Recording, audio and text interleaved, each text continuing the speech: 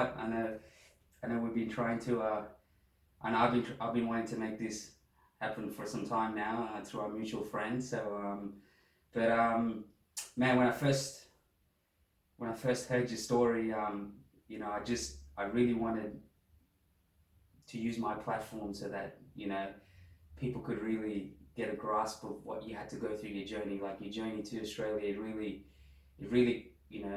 hit me hard when I heard about it, and ever since I heard the story, I wanted to I wanted to meet you personally. So, but I guess for those, don't worry about it, that's all good. But for those, I guess for the people that are watching, tell me a little bit about yourself, man. Just just a bit your early, I guess your early days, and then we'll get into it. Yeah. Um, First of all, I'll say thanks for having me. Well, as you heard before, my name is Yuol. My middle name is Akoi. Yuol Akoi Yuol. So, Does it have a meaning in? um, Not to be sure. honest, not sure. Mm. Yeah, not sure. But yeah, yeah, I'm South Sudanese by birth, and yeah. So yeah, Yeah. yeah. And you migrated to Australia about 17 years ago, was it? Yeah. How old were you? 15 years 15 old. years old. Yeah. And tell me a little bit about your birthplace and I guess just some of the adversity and hurdles that you had to overcome, man. You know, on the way here, and obviously dating back way before you migrated here. Obviously, there's a large chunk of your life um, that that a lot happened, and that's kind of what I wanted to, I guess, get you to not even just tell myself, but tell the people watching as well. You obviously came from South Sudan, which for a lot of people that don't know, it has a history of civil war. Yeah. So tell me a little bit about that, man, your birthplace, and just where you were born, what life was like there. Um, Once again, thanks. Well, most of the thing that I know about my birthplace is pretty much what I've been told, and so yeah, I was born in a place called Duke in South Sudan, Jonglei State.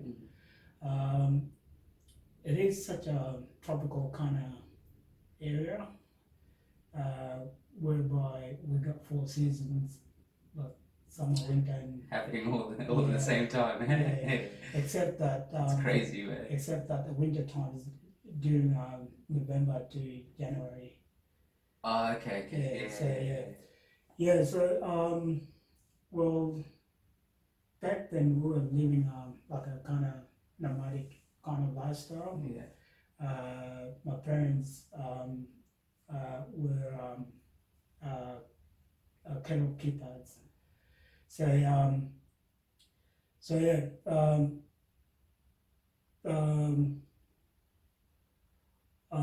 well, the most of the thing that I can remember back home is pretty much uh, pretty much let's say it's just that people had to move from one place to one place, searching for green grasses for the cows to feed on. So was that due to like all I guess the civil war as such, or just the climate and just the climate, climate? Yeah.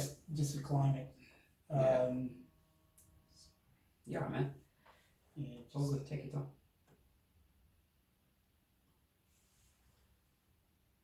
yeah, just the climate.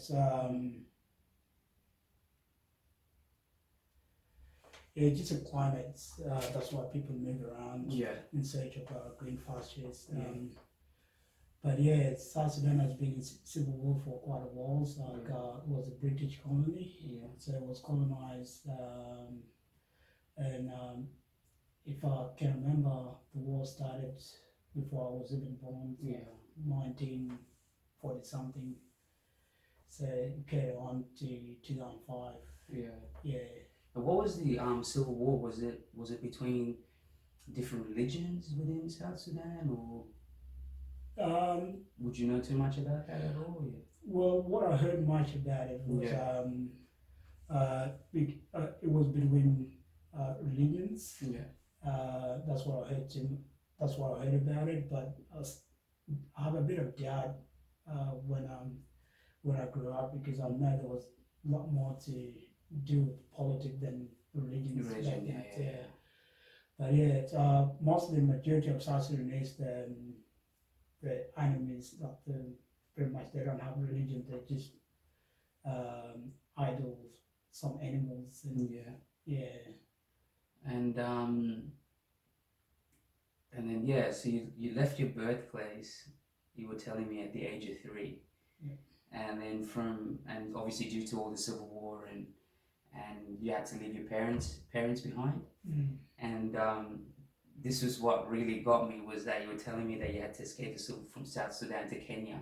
Mm. But obviously the trip from South Sudan to Kenya, there's a lot you had to overcome in between, right? You're basically surviving for your life.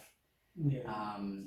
Can you go into a bit of detail on that? Like what some of the things you had to overcome on your way to Kenya, trying to get there from South Sudan to obviously to seek refuge, yeah? Yep. Yeah. Sure. Well, pretty much that's what determined my life. I remember back in 1991, one night, just bang out of nowhere, my village was surrounded and just random shooting and like it was chaos everywhere. Yeah. You don't know what's going on. So I was lucky enough to escape the village with my sister, Yeah. older sister. So And this is how old were you at this time? 3. 3 at this When I time. was 3 years old, yeah. So let's give you a talk up to that. Yeah. Oh, good. Yeah. Yeah, I was 3 years old. So Yeah. so when the whole ordeal happened that night, my sister came out of nowhere. I didn't know what was happening, so my sister came out of nowhere and grabbed my arms. I'm like, oh, I was trying to see why she grabbed me violently, and all I can see was like, she wasn't like concerned about me at all. She was just looking up there trying to see where she can escape. So, and I was crying at the same time because I thought I did something wrong to her. So she was gonna smack me or something. So I was crying at the same time. Is your older sister? Older Yeah. sister. Was she much older than you? Yeah, way older. Yeah. So until I realized like there was people falling down right in front of us and some houses getting burned and that. Yeah. So what the shootings, right? I'm sorry to stop you there, man. Yeah. Was that like rebel soldiers or like armies? Like you're not sure, or you're not really sure as to what all the chaos was about, really. Yes, I should have told you.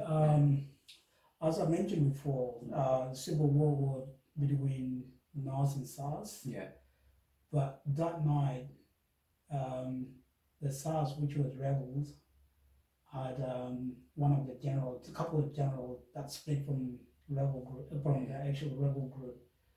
And what they did was they trying to go to the center of the rebels headquarters. Yeah. And through that, they just like, okay, for them to know that we're not part of them anymore, we're gonna start with civilian, or we're gonna start it here and so it was part of one of the general rebels that rebels. Yeah.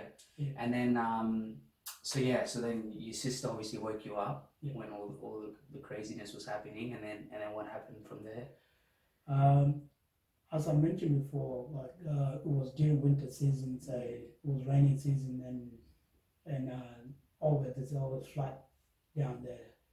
So yeah, when my sister grabbed me, we went to nearby bush and hide there, and pretty much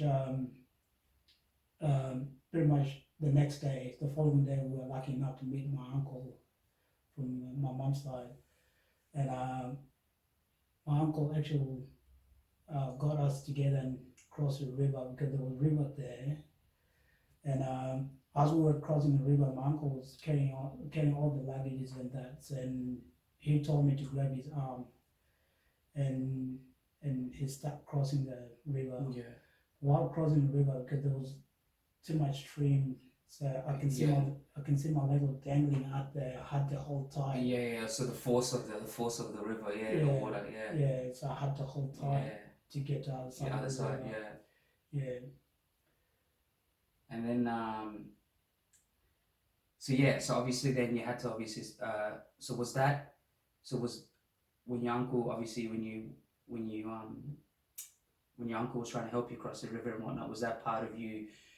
What was going on? That obviously at that point you weren't thinking, oh, okay, we gotta make our way to Kenya, like seek refuge at that point, right? He was just trying to get you out of there.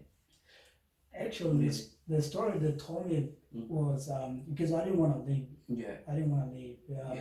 I said, where are we going? Why are we moving? Yeah. They said, oh, we're going to go to nearby village. Yeah. We need to go see something and we're going to come back. So while we were crossing the river, I was asking them like, oh, when are we going to come back? No one answered.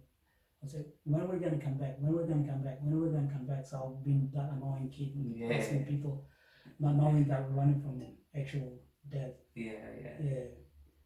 And talk a little bit about, I guess,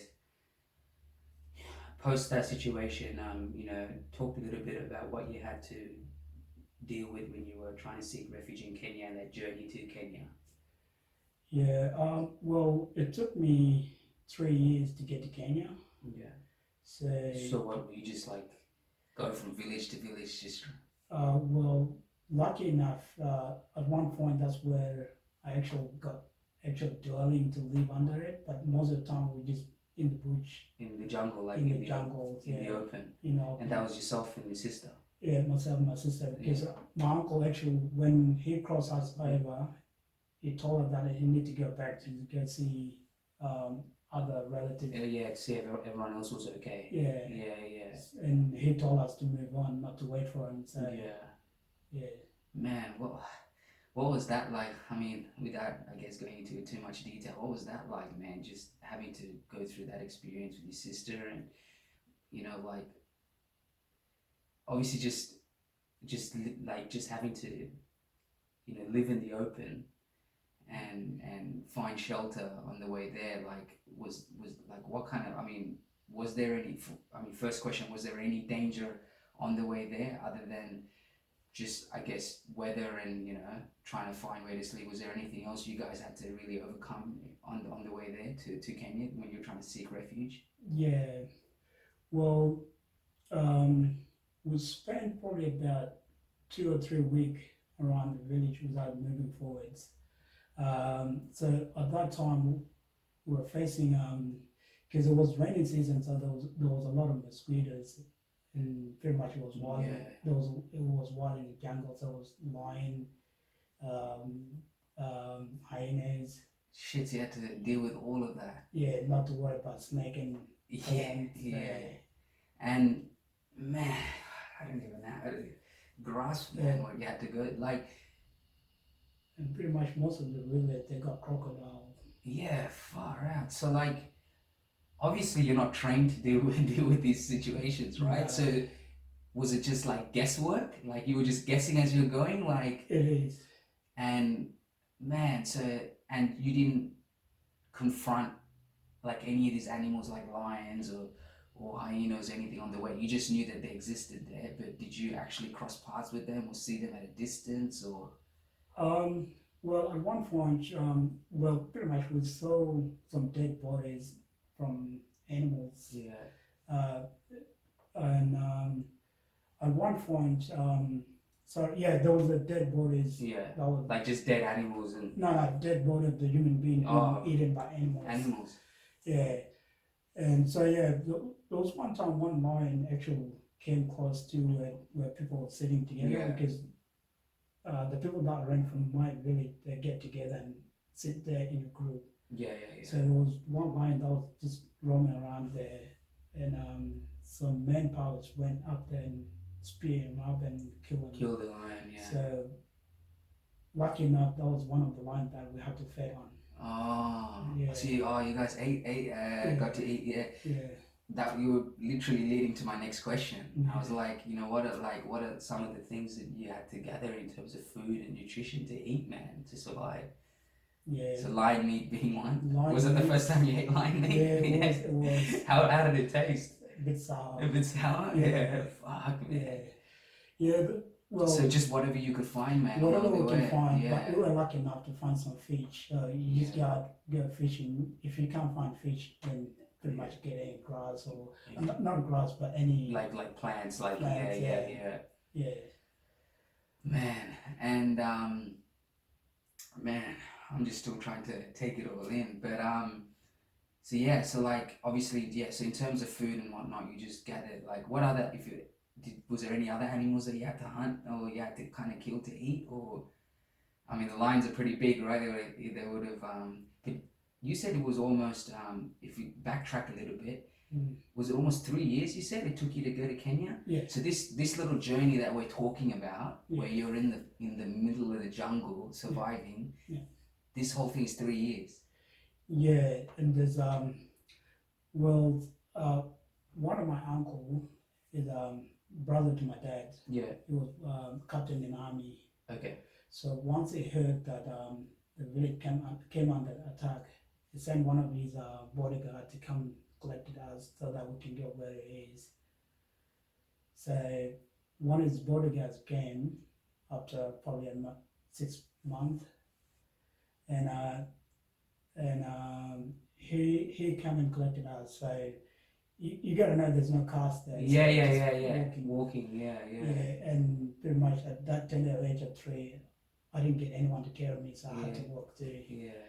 So there was a lot of swelling on my feet and that. So so one of the bodyguards took us to my uncle's place, and we were lucky enough to find him in one of the city as town mayor. Yeah.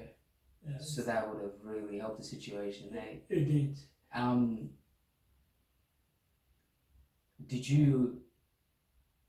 Did you ever worry, man? Like, not to make it sound stupid when I ask you that, but like while you were in that situation, in the jungle prior to going into town, right? Your uncle and whatnot. What was your mindset like, if you don't mind me asking you, man? What were you thinking at the time? And then obviously you have your sister with you, and that is, some sort of comfort, right? That you have someone that's family with you. But what was your mindset like at that situation, man, when you were there at that point? Well, the thing is, I didn't realize until 6 months later on when I went to my uncle's place, I realized there was something wrong. So I don't know, it's probably because of my adrenaline or something else out of that, but I was thinking like, we just normal. I didn't know there was something happening that was quite major. And, So so you couldn't really register that you're on your own. So I'm thinking like that's part of the obstacle. Find animals and that to get to from A to B. A to B, yeah. Wow, that's crazy, man. Yeah, go on. Until back in 1992, my uncle got sent to frontline, and I lost him through mine. It got taken by mine. Damn, man. And after that, that's when everything went down, and that's when I realized, this is what we have to get through, and there's something really going on. What happened from then on in, man? Like, what happened next? Well, once you don't have anyone from the army that looking after you, it's pretty much you on your own. You're on your own, yeah. And the rebel actually recruit young men not to go to war, but they can keep them and train them, and keep them as a housemate and that. So after my uncle got killed, we left that city. On our way going to the border of the Kenya, we got captured by the rebels. You guys got captured by the rebels? Yeah. On the way to Kenya? On the way to Kenya. Yeah. And so the same rebels that the whole civil war and the whole village getting attacked and whatnot. well, I can't say captured, but Yeah. the thing is, they're trying to prevent any young man Yeah. going to Kenya. Yeah. Gotcha. So Yeah. yeah, they when they stop her, they say like, okay, your sister can go, but you Yeah. can't go. Yeah. So from there, I got separated from my sister again, and I was in I don't know if you heard about it, but there's a lost boy of South Sudan. What's that again? Lost boy. Lost boy. Okay. Yeah. So they took us to young boys camp, and from there we got Trained. yeah, it was full on. Like basically, you're talking about like being trained as child soldiers, right, man? Yeah, like Yeah. which I know about. I've read about and obviously watched a lot of documentaries and stuff, so I do know about it. But Yeah. that's basically what you're saying. Like Yeah. when they recruited you to pretty much become a child soldier, right? Yeah.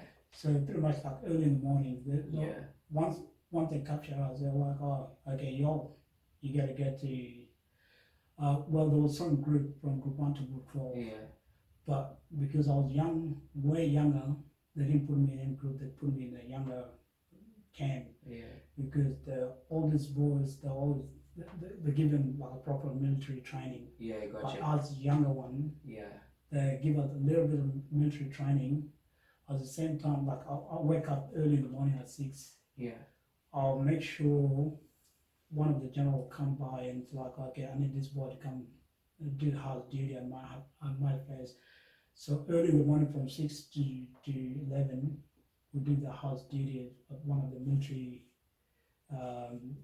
compound.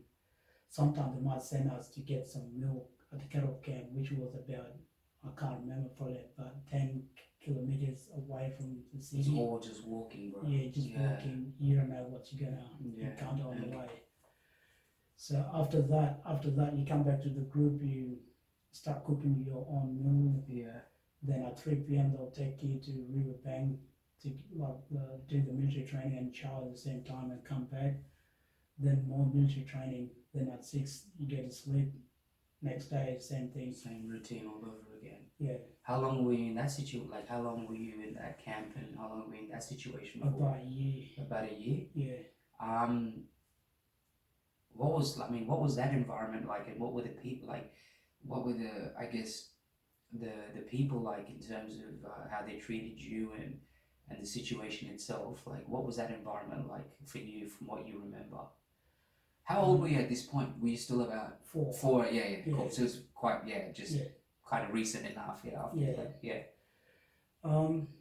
Well, the thing is, you gotta be mental tough to get through everything. Yeah. So at that stage, I realized, okay, well, I'm not gonna see my mom, I'm not gonna see my sister, dad, everyone. So pretty much whoever I can see now is part of my relative. So at that stage, I was like, okay. So whoever was around, Yeah. you pretty much said, man, these guys are gonna end up being my family. Yeah. So pretty much I was thinking to myself like, okay, no matter what happened from this stage, well, it's pretty much how it's been written. So It's gonna take it as it comes, whatever it is. So I don't have to blame myself. I didn't do anything wrong to get through this. And what happened? You said you were there for a year. Yeah. What happened after that? Well, the boys came. It is not easy to get out. Yeah, I was gonna say, yeah, man, because now I'm interested. Now I want to know how you got out. Yeah, because like it's not easy, man. Yeah, it's not easy to get out. So like I'm really intrigued, man. There was one of the general. Yeah. One of the general was moving his family to Kenya. One of the generals was okay. He Yeah. was moving his family to Kenya. So when I heard about it, I pretend that I was busy doing something while I was waiting for them To go. Yeah. So as they were packing everything to the lorry or truck. The lorry or truck. I was gonna say, how were they going? Yeah. You did the sneaky. So I'll sneak in. Yeah. I'll sneak in, but I went right in the middle of it. Yeah. The middle of the lorry. Yeah, the truck. Yeah. Yeah. So I'll protect myself, put all the baggage on top of me, and I just left a little bit of holes that I can see and I can breathe a little bit. Yeah. Because once you get to the checkpoint, Yeah. They don't like any young boy to leave the camp, so Okay. they'll come and do the like a really thorough search of the lorry, Yeah. trying to see if there's anyone in there. Yeah. Sometimes they might just get the knife and trying to knife everything, so they scare you off.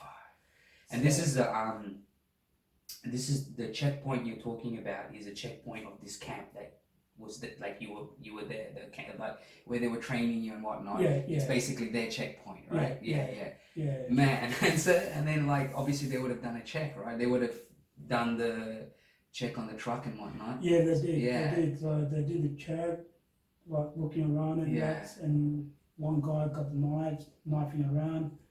The thing is, I said, okay, no matter what, because if I stayed there, because I was really skinny enough, I was so skinny. That place is really cold, and pretty You much, felt like you wouldn't survive. yeah, I can feel like I was getting really weaker. Yeah. So I was like, okay, no matter what, I wouldn't survive. So I would rather die here, try and get out, than to just stay there and die. Yeah. So yeah, they're trying to scare me off, knifing everything. So I was like, nah, even if they knife me, it's alright. So all you were banking on was them just missing you Yeah. when they did that, Yeah, and they missed you. that means Okay. because they know that a lot of young people want to they start scaring them off like that. Yeah, They'll just scream out or Yeah. they're trying to make a move, but I'll just still. Man.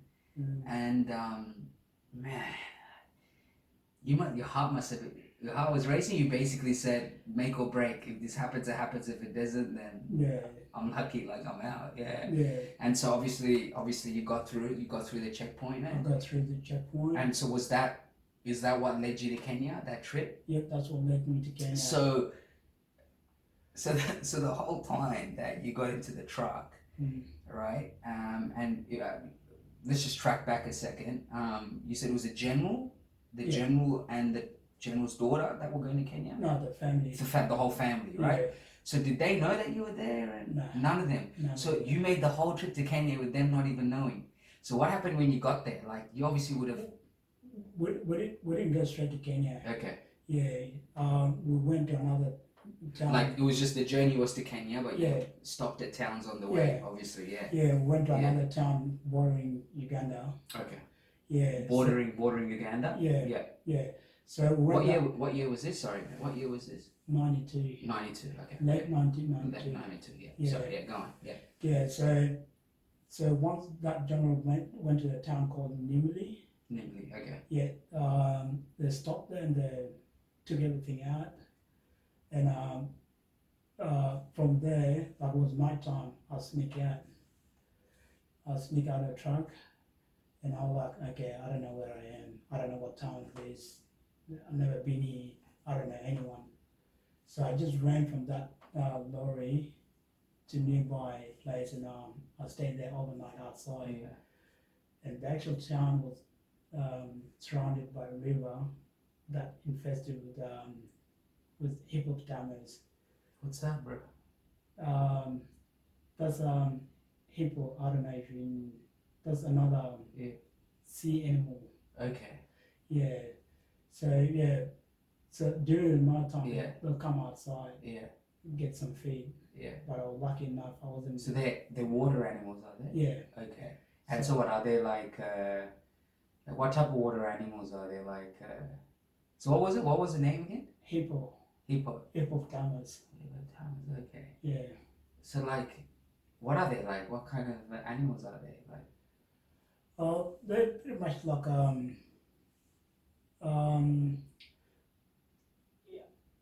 what can they're pretty much like I don't know if you know. I don't know if you've seen a little elephant, but they don't look like elephant. That's the size of it. You talking about hippopotamus? Yeah. Oh, hippos. Yeah. Sorry. Like the way, no. The way you said it, I thought it was like a water animal. So you talk about hippos. Hippos would come. Yeah. Great. Okay, I'm on now. I'm back. Yeah. So go on. Yeah. So I slept outside that night. Yeah. And Because they're crazy too, man. I was lucky I wasn't one of their feet that night. Yeah. Yeah. Because they're crazy hippopotamus. Yeah, man. And then so what? Yeah, go on, man. So from there on in. From there, Yeah. next day I went to the city looking around where Yeah. I can find my relative and Yeah. if I can If you find could someone find that I know. No, yeah. So lucky enough, I found one of my auntie who they have family. So even at that point when you found your auntie, you didn't know what town you were in. Yeah. Yeah, that's crazy, man. Yeah. You're a true survivor, bro. Like the fact that you just drove to my house and walked up to my front door, and that's what you had to go through. It's just crazy. But yeah, so you found your auntie. Yeah. Found my auntie. Yeah. And yeah, so from there, auntie was so happy to see me. Yeah. And She must have been like, "What are you doing here?" Right? Yeah. Yeah, how'd you get here? So yeah, she lucky enough, I found my Yeah. elder sister was in that same town too. No way. Yeah. So, whoa. So, at the point that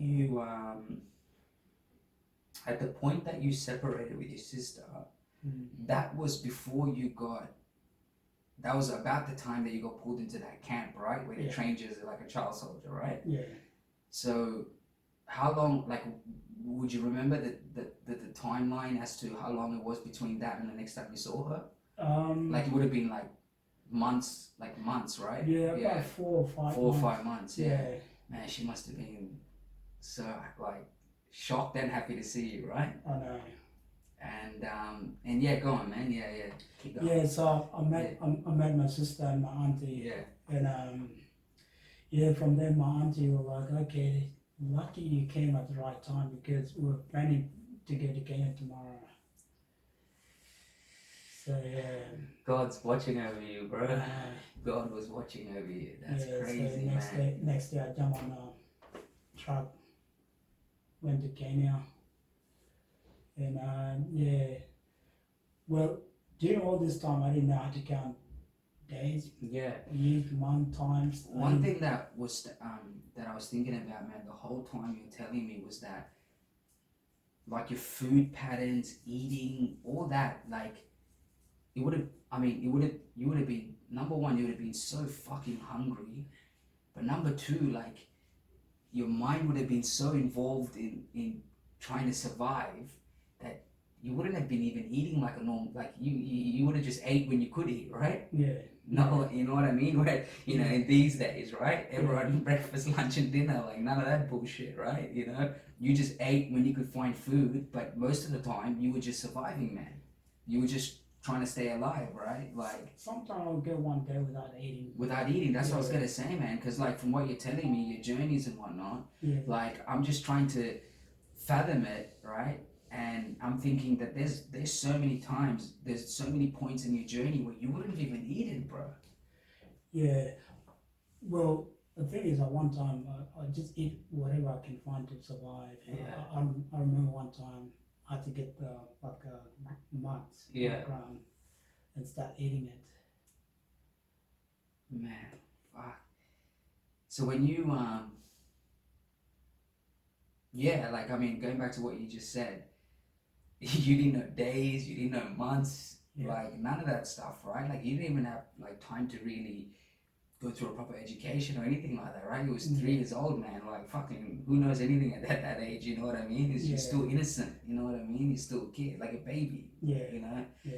And so, when you met your auntie and then you reconnected with your sister, what was your sister's journey like? Did she like? You know, what was her journey like from the moment that you guys separated? Like, what did she have to go through? Well, her journey was quite smooth. Yeah. She went to that town normally. Yeah. And was able to get to. Yeah. The only problem that she had was like she spent the whole night, the whole day thinking about me and what I'm going through. So that was. And knowing if you're alive, right? Yeah. Yeah. Yeah, that was one hurdle. Yeah. And to be honest, like my auntie was saying, like it was supposed to get about a week ago, but my sister was saying that I gotta find my brother. Fuck. Yeah. That's crazy, man. Yeah. That's crazy. God bless, man. And is your sister? Is she here? Yeah, she's here. She's here too. She's here. Wow, man. If I had known, I would have loved to meet her too, man. That's crazy. She's here. She got 4 kids. Wow, man. Two daughters, 2 sons. Beautiful, man. So you're an uncle, right? Yeah. You're an uncle. That's amazing. You're an uncle. That's amazing, man. I mean, just the fact that like it's easy to say it in a story. I reconnected with my sister, but I guess if you put yourself in that situation, like it'd be very easy not to be able to see your sister again. You know what I mean? Like it's just crazy that life planned out that way, and just even here now, the fact that she's here now and she's got a family and you're an uncle, like it's crazy, man. And it's beautiful. And so what was Kenya like? Funny enough, man, one of my best friends is Kenyan. Oh, yeah. He's Kenyan Indian because there's a Yeah. lot of Indians Yeah, in Kenya. yeah. So he's Shah. He gets his surname is Shah, but he's Kenyan. So like Oh. so like I feel like I'm like an adopted Kenyan person because of him and his family. So I've always known about Kenya, and I've always had known about Kenya in that sense because he's one of my best friends. So what was Kenya like, man? What was it like when you got to that point when you're in Kenya? How old were you at that point? Like 5 or Yeah. getting to 5? Yeah, getting Yeah, to 5. yeah. Yeah. What was Kenya like? Where were you? Nairobi or? No, refugee camp. I was in notorious refugee camp. Yeah. Kakuma refugee camp. Was it Kakuma. Kakuma, yeah. Yeah, because like Nairobi's a city, right? Yeah. So, yeah. And yeah, we were not allowed to move out of the camp. Yeah. Yeah, we just stayed there in the camp. Yeah. Because we don't have document to. City and stuff, yeah. Here I am thinking you're just walking through the city, man. Yeah. Tell me about your experience there, man. Tell me what life was like at that point. Yeah, so once I got to Kenya border, they kept us there for like a week to actually register us, like to do medical check and do registration, like what's your name and where did you come from and that. So I spent a week in a border doing all the registration. Yeah. How were you physically at that point, man? Like you were saying, like obviously you would have had like. How were you physically and mentally at that point? Like to be honest, I was fit, but at the same time I was so skinny. Yeah. But I was fit because I was playing soccer. Nice, man. Nice. Yeah. That's that African love for soccer, man. Yeah. But I'm just trying to picture a big African. Like I mean, I know. Like I met a few Ghanese people, and those guys are massive. Like I remember I had a school teacher. He was from Ghana. Yeah. Man, this guy fucking had like muscles like bricks, man. You know. But yeah, like so physically you're all right. Like and mentally you must have. I mean, you must have at least been like a bit relieved that you got to that point, right? Given what you had to overcome. Yeah. Well, the thing is, while I was on my journey to Kenya, the most thing that I was thinking of was like, oh, when am I going to see my mom and my dad? Yeah. So pretty much what I've been going through. Yeah. It wasn't like I wasn't thinking about it as something major. The most concerning thing on my mind was your my parents, mom and man. dad. Yeah. And that's the crazy thing. I mean, that's the crazy thing about all of this is that in all of that, like, if you start at the beginning of everything and the beginning of how all this whole journey and you having to leave, man, it's your parents, right? It's your parents. And so when you got to Kenya, how long were you there for? Well, the first day I was in Kenya, that was the first time that I know how to count. Yeah? So that was 16 May 1993. 1993, 16th May? Yeah. My man, you remember that? Because I saw it on documents. Yeah. That I was How did you learn? Someone, like the guys at the border and stuff taught you? Or no, you just because learned it? I kept my document. Yeah. And when I was in refugee camp, that's when I started learning. Okay, cool. So you just self-taught, basically. Yeah. Crazy, man. You are crazy. So, because from Kenya, is it from Kenya that you came here? Yeah. So you spent a chunk of your time in Kenya then, right? Yeah. And basically is that where you kind of started to educate yourself, learning how to count and stuff like that? Yeah. So were you always in the refugee camp at that point? I was, because we're not allowed to go outside. So how does that work? So you're not allowed to go outside, yeah. And then from Kenya to here, how did it how did that come about? Like how did you get to Australia? Well, Life in refugee camp was really tough because we were fed by UN Yeah. on a ratio whereby like a cup of glass, but you get like a small like a mug cup Yeah. that they'll give you that mug cup in a like a flour mug cup of flour, maybe a tiny little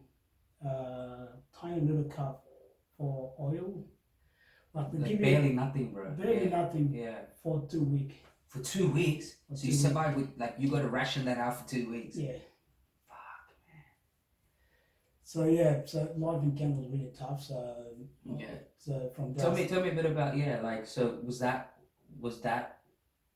environment, that was like your environment for however long you were in that refugee camp for in Kenya? yeah, yeah. So yeah, pretty much like we didn't have enough ratio to survive for 2 weeks. Yeah, no way. And they don't provide you with clothes and that. So you gotta make sure that you actually see what you can do with yourself. So at the refugee camp, I realized, well, there's nowhere that I'm gonna go to. So pretty Yeah. much I'm gonna live all my life there in the refugee camp. Yeah. So so I did a bit of farming.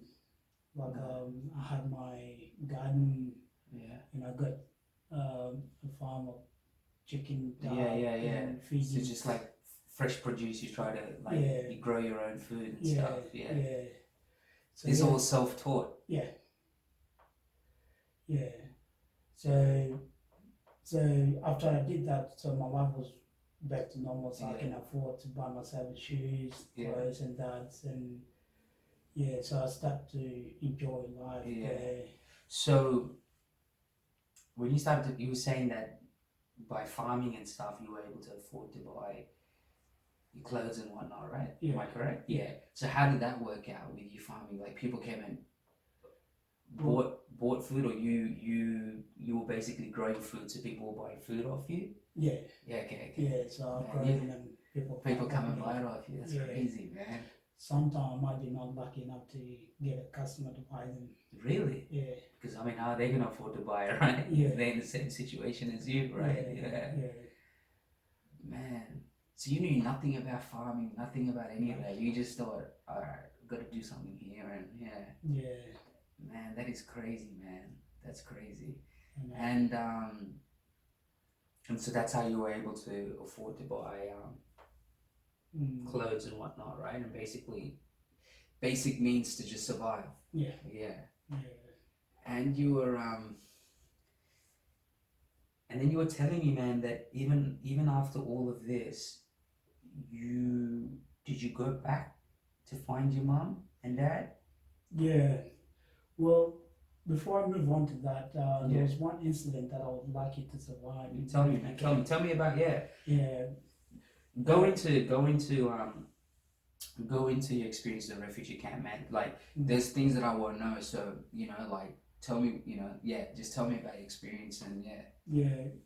At the refugee camp, we were locked into one confined space. Yeah. And we were not allowed to leave that kind of radius to get out.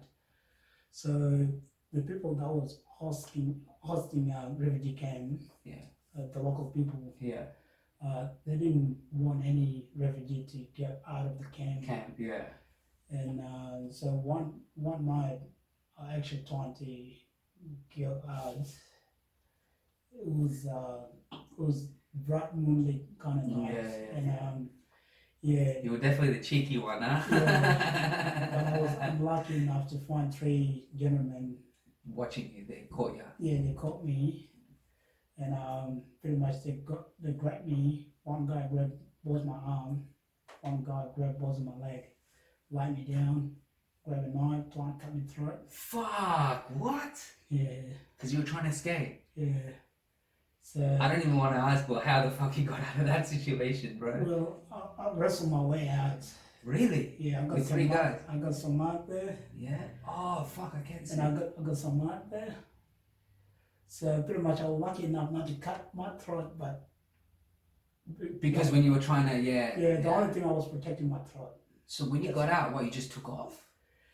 Yeah, I tried to wrestle my way out. Yeah. Then one of the guy, one of refugee facing actually saw the whole thing, and he came over and started asking me what's going on. Then I was crying out help in my dialect, and he heard me say. He looked around and found one of the stick and start chasing them up and trying to hit them. At first they want to fight him, but it was going wild because he know that they were trying to kill me, so it got wild on them, like, and they were like, oh The shit. other refugee, Yeah. your friend that saw you in trouble. Yeah. And they were like, oh shit, okay, they start running. Oh, they took off. Yeah. So at that point, it would have been like 3-on-2, right? Yeah. Oh man. It was pretty much 3-on-1 because I wasn't doing anything like Yeah, that. true. You were just yeah. Because I mean, you would have only been 5 or 6 years old at that point, right, bro? Yeah. No, I was a bit older at that a point. bit older. Yeah. Yeah, but about 13. Oh, about 13. Yeah. Yeah. Okay. We've kind of time jumped. Yeah. Because a lot happened when you were 4, 3, 4, 5, and then you obviously spent some time there, right? Yeah. So you're 13. Yeah. And so they took off. They took off. The guards that meant to guard the refugee camp took off. Yeah, because and man, good on your friend, man. Like, I mean, thank God he came into the scene, right? So he took me to hospital, and you know they don't have good medical one. Good medical like that. So I spent the whole night there.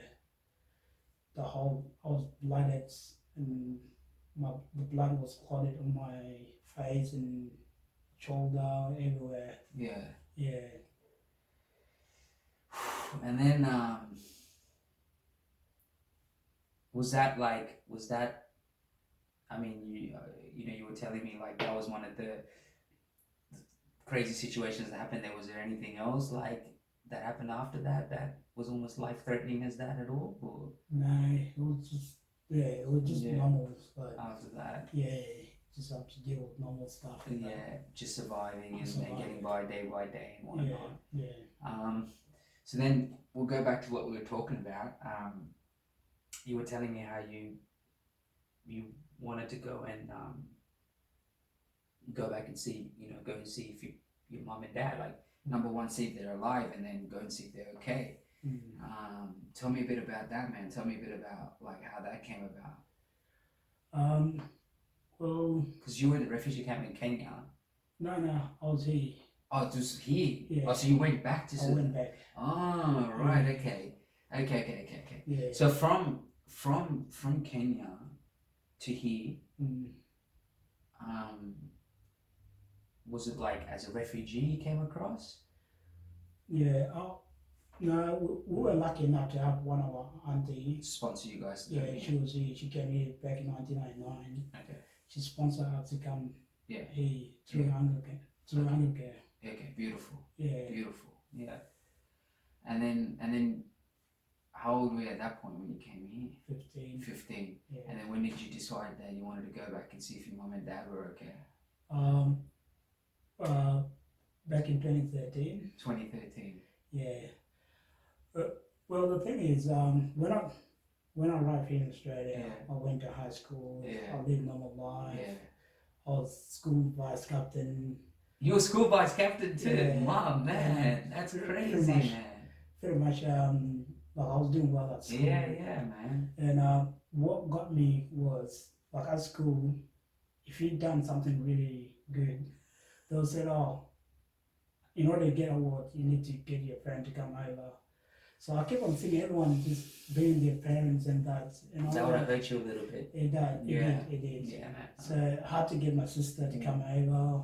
I was like, oh man, I gotta see my dad. It's not the same. It's not the same. Yeah, not the same. So yeah, I kept on saying to you must have come to Australia and been like, fuck, I can walk across the street, I can do whatever I want. You must have felt so weird coming from that environment. Like, freedom must have felt like, what, like, this is even crazy. And then you see people complaining, you see people whatever, you're like, what are you fucking complaining about, you know? Well, the first day I was here in Australia. What was your mind? Yeah, man, tell me a bit, like, what was going through your head? What was like life like, man, for you when you came, man?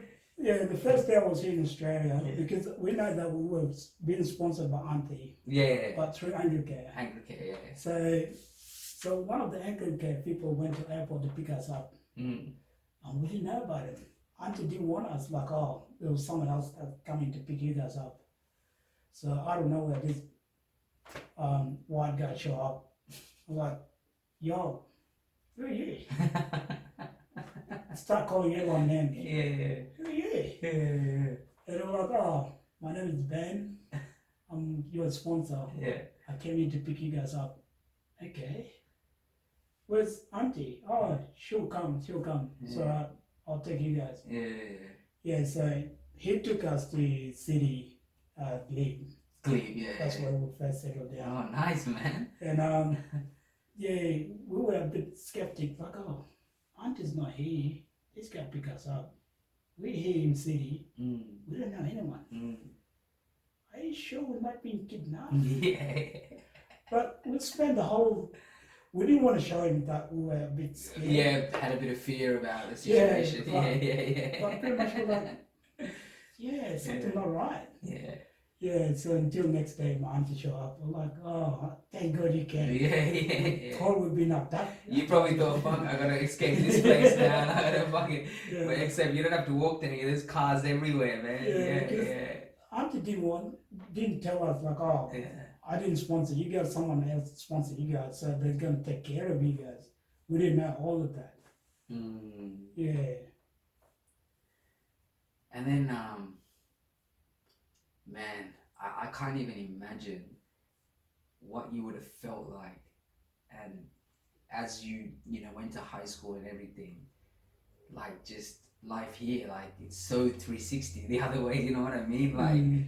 Like I can't, like there's nothing I can even describe for you to be able to like even comprehend or how you would have felt when that happened. You know, like just to have the freedom and to see, what it took you to get here.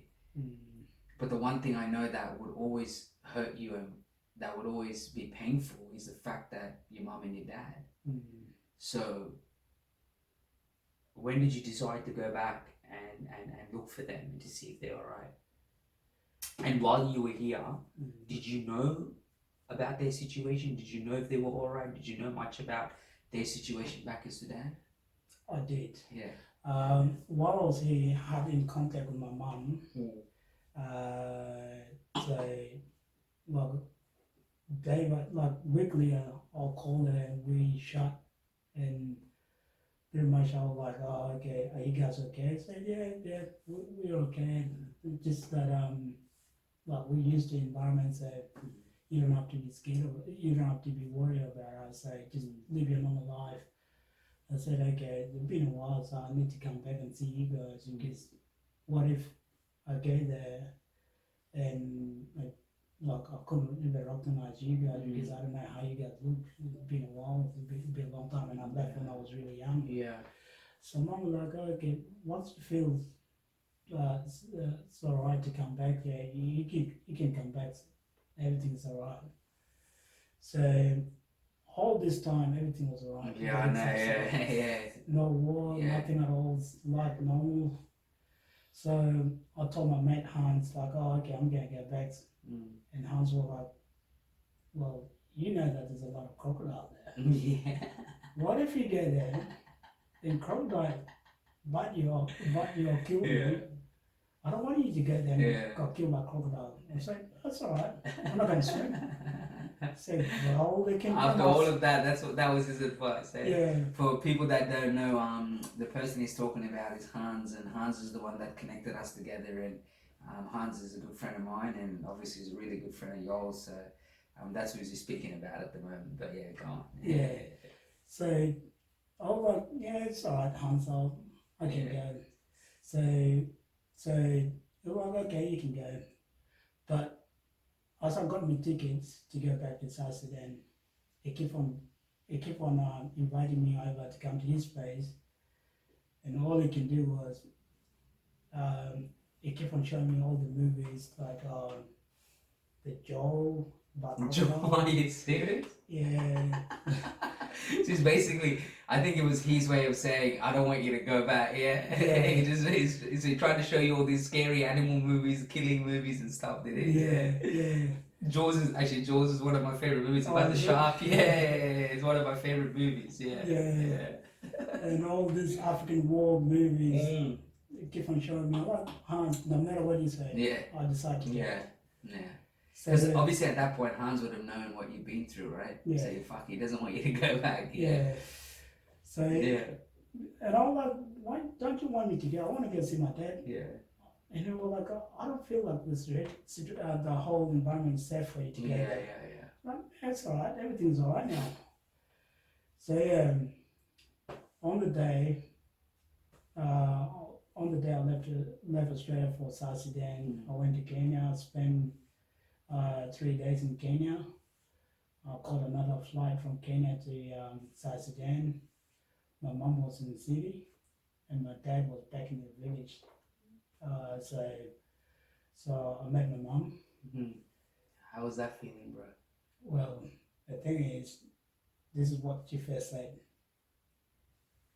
Yo, my son, how come you're so skinny? Nice country be.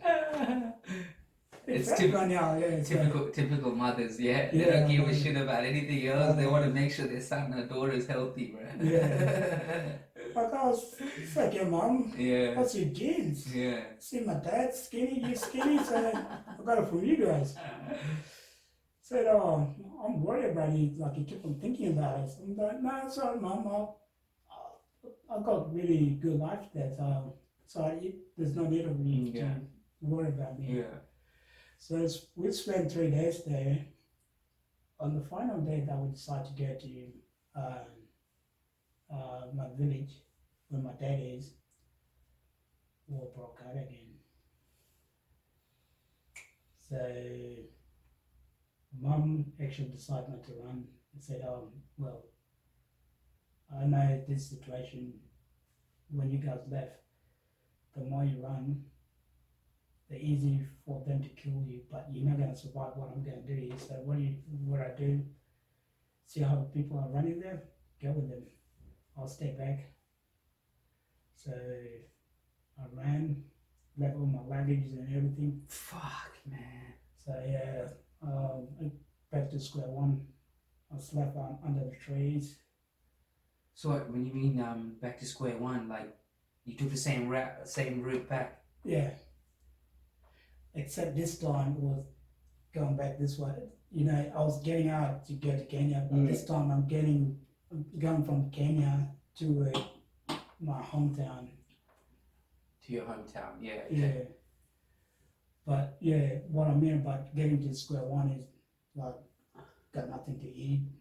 I had to sleep under the tree. So what happened when the war broke out again? Where did you go? Where did you head?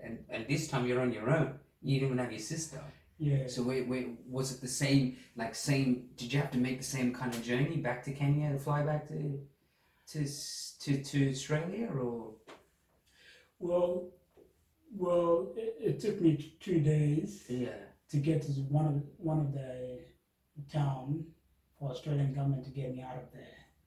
The Australian government got you out of there. Yeah. So I was in contact with Australian High Commissioner in Nairobi. In Nairobi, yeah. Because they don't have one in South Sudan. Yeah. So the guy called Darren Bruce.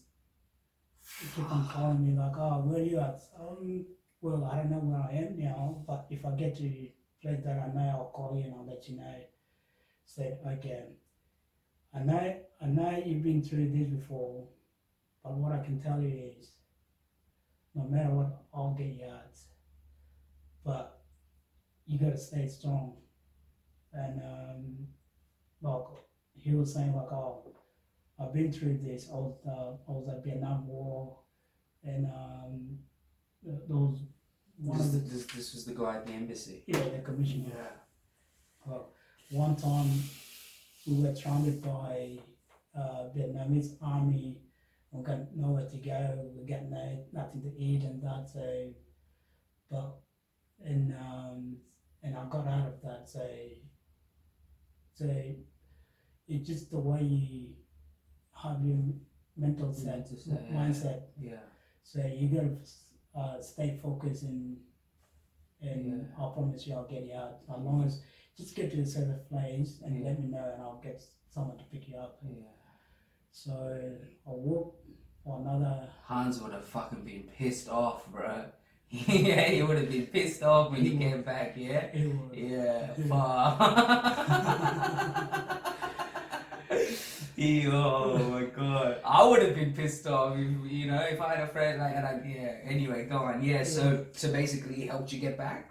Yeah, so I went to one of the towns and I rang High Commissioner and I told him like, oh, I'm in this city now. Yeah. Like, where about is that? I don't know. So can you describe the direction? I'm like, okay, I think the easy way that you might know the direction. Oh, because you're trying to explain to him where you're at, which town you're at, yeah? And he doesn't know because I haven't been to South Sudan. Of course, because these guys will only know the main cities and whatnot, right? Yeah. So I said to him, like, the easy way is maybe contact one of the UNHCR because they're everywhere in South Sudan, so they should know. So he went around and rang one of the UNHCR. Yeah. And he found out that they got one last trip from that city, leaving in next 20 minutes. Yeah. So he rang me, where you at? You gotta go to Head Street right now. I said, okay, how soon? Right now, they're leaving in 20 minutes. 20 minutes? So I start running again. I ran, got there in 15 minutes. And as soon as I get there, I said, oh, yeah, I'm here to board the shuttle plane. The girl like, no, I'm sorry, it's full. What? Yeah. Fuck, I thought it was going to be a happy ending, bro. Fuck, and then what happened there? Well, so I rang the high commissioner. I said, oh, the charter plane is full, so I can't get in. I said, okay, hang on. I rang them, and I can see the plane got hauled up, and I can see they're going like really, really deep conversation with them. And next minute, all I can see was the guy actually went inside and grabbed one person. Fuck, he took him out. Took him out and shit, and put you in. Oh my god, no. And, you must have felt like shit about that, huh? I did. Yeah. Actually, when the plane left, I actually cried because when the plane left, I saw this little kid. All the kids were running around and waving at us, like, "Oh, I'm getting out of this." And they're all stuck here, man. And pretty much they're smiling as if there's nothing. Yeah, nothing. I know, man. Yeah. It's the innocence, like it's like when you were 3 years old. Like you were saying, like when you were 3 years old, you never stopped to think, oh, I'm going through all this shit to survive. You're thinking, this is what I need to go through to get to where I'm going. Yeah. And regardless of your situation, no one wishes that upon anyone else. So, like, I know straight away from meeting you and talking to you, knowing that when the moment that they took that person out, you would have felt like shit, but these are the circumstances, bro. At some point, I was going to say, like, no, don't worry, I'll stay. But at the same time, I was calling my dad, and my dad was like, son, no matter what, if you find a way out, get out of this. Yeah. You'll find time to come back. Yeah. Don't worry about me, I'll survive. I know how to get out of this. So, yeah. And then since then, man, the one thing you told me that really hurt me, that people don't know, is to this day, that me and you are talking right now. What's today's date? 29th January 2020. You've never seen your dad. Yeah. Yeah? Yeah. And you don't even know anything about what's going on in the situation. But you speak to your mum? Yeah. Your mum's still in Sudan? Yeah. Yeah. Yeah. Because she's in the city? Yeah. Yeah. But you don't know anything, you don't even know him. Well, I heard much about my dad because they don't have proper network there. Yeah, of course. Yeah. So the only time you can call them is like 3 a.m. in the morning. Yeah. That's the best time you can call them. But yeah, we'll be sleeping by then. Yeah. Yeah, but that's not it. Yeah. When I left Kenya, South Sudan, came to Kenya. Like this time around? This time around. Yeah. Because all this time I had only my phone, wallet, and that was it, and my passport. but because it was rainy season again, it was December. So so many You, times I fell, you in December, huh? I fell in water so many times, so Yeah. my passport was wet. Fuck. The one thing you need to get back home, huh? So I came to, Yeah. oh, another thing too, because to get to Kenya, you gotta have yellow fever card for injection. You gotta get injection and get the card. But because I left with my baggage, Everything was there. it was there. So on the day that I was Yeah. trying to come back to Australia, I got held up at Kenyan airport. With your yellow fever, we can't let you go to Australia, otherwise they're not gonna let you in. I said, well, I lost all my luggages, so you can't go. So I rang embassy again, told them what's going on, I got held up. And High Commissioner was like, okay, don't worry. I think he rang office. Next minute, I said someone come from office and said, okay, sir, you can go through. And the guy spoke to the lady. Well, I can tell, but I didn't hear the whole conversation, but I can tell that he was saying, next time you hear such a case, make sure that you actually you ask someone else for information. So yeah, I got out of Kenya, spent one night in Hong Kong, came back to Sydney. Guess what? I was so happy, I thought that was it. So went to check out, trying to scan my passport wouldn't scan. Fuck. So this was that transit in Australia? Yeah. So I went to the actual counter. The counter lady tried it, couldn't scan. Said, sir, can you step aside? What? Step aside. Next minute I saw two guys and one lady. Said, sir, come along. So I went to the interview room. Where are you coming from? And the second you mention it, Where are you going to? Yeah. You know, like, I was just smiling. Well, sir, if you need to get out of here, you can speak. I was just smiling. And why were you just smiling? Why didn't you just tell them? Because I was like, seriously, I thought I got out of all this. Again. Like you thought you were in the finish line, right? Yeah. You finally made it, Yeah. So the only thing that I said was like, oh, story of my life. Two girls didn't pick that one up. So the lady was like, oh, what do you mean by that? Well, the thing is, I was trying to go back to see my dad for the first time in 22 years. And I got caught up in civil war in South Sudan. I had to left all my luggage and everything. Didn't even end up seeing my dad. I had to get out of there. Came to Kenya, lost everything. I don't have my yellow fever. I thought you guys gonna ask me, and you guys didn't ask me about that. So, and now I got held up, being interviewed. They were like, "I'm sorry, sir. You can go." Yeah. Yeah. She had a good heart in the end. Yeah. Man, like, you have to be strong mentally. You have to be strong physically. You have to be strong emotionally to go through what you went through, man. And it's not given to everybody. It's not, and maybe the environment and the circumstances, they ask that of you. They ask you to be tough and be strong. Mm-hmm. But man, like I said, I hope I'll do everything in my power to make sure that everyone watches this, but I hope that everyone that does watch this knows why I wanted to speak to you, because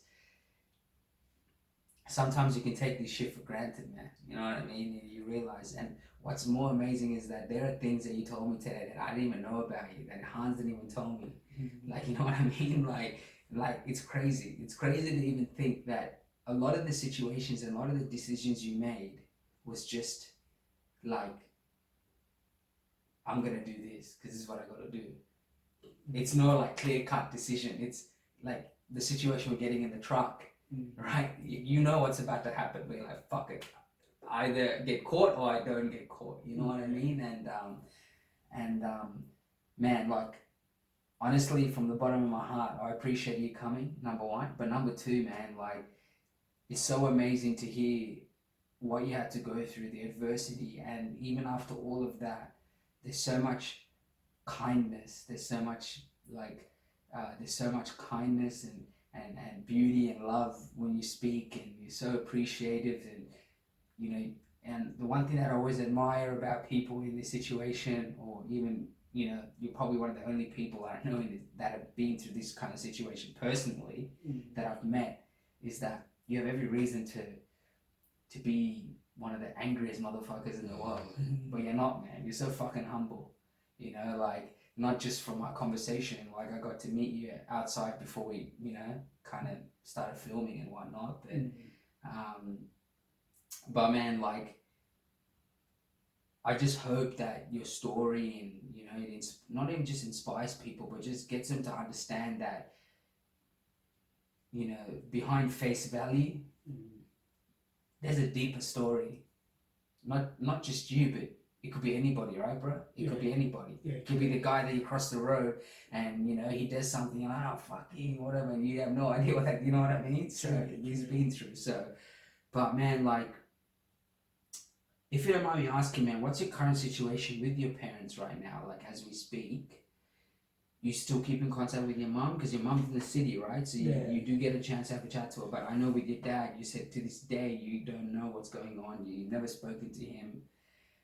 Like, what's kind of the, I guess, update as we're speaking right now in that situation? Because I know from what you've told me, you'll never stop looking, you'll never stop searching, and you'll never stop asking, right? So what's the current situation when it comes to that with your parents and whatnot?